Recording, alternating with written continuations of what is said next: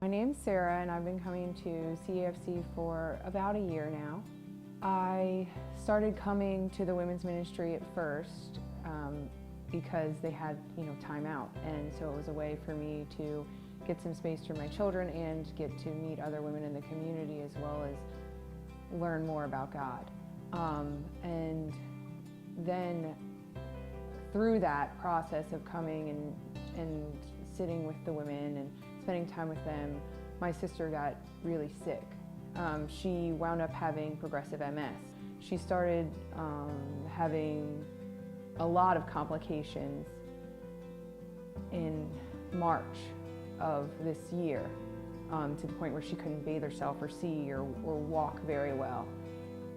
And, again, I was going to my women's ministry, and they were the women that were talking to me, helping me through the situation, the people that were praying for my sister, praying for my family.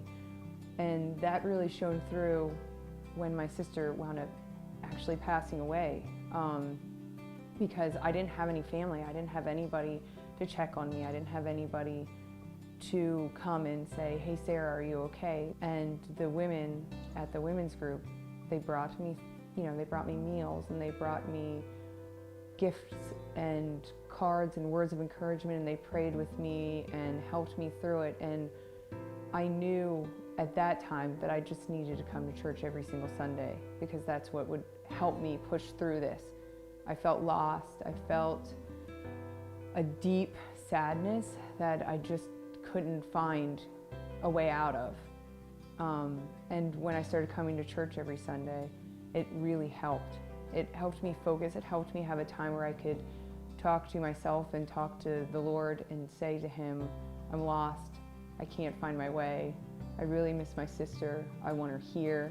And all those things were difficult to say to the people in my life, such as my husband or my mom and dad, because they were all dealing with the loss of my sister too. So the only person that I could talk to and be super open with was God. And so I just kept coming to church and kept coming and kept coming.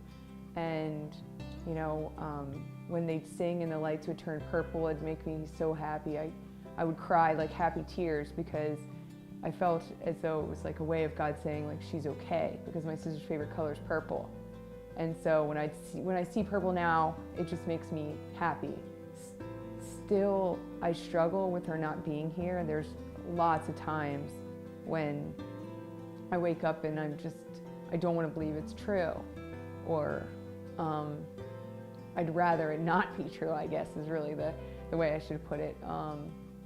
But coming to my women's group and coming to church every Sunday and praying all the time, and being thankful for everything that I do have, helps me through the fact, for the loss. Because even though she's not here, I have other things that are here that I can, I guess, rejoice about and be happy about still. So I'd like to be baptized because, coming to church and my women's group, that helps me in the day-to-day stuff. But I want to be closer to God. I want to let Him know that I'm thankful for what I have, as well as to be more connected to Him. And so baptizing to me is my way of saying, I accept you, I love you, and I'm glad that you're here for me, and I want to continue to grow. So it's my way of taking the next step in my journey with God.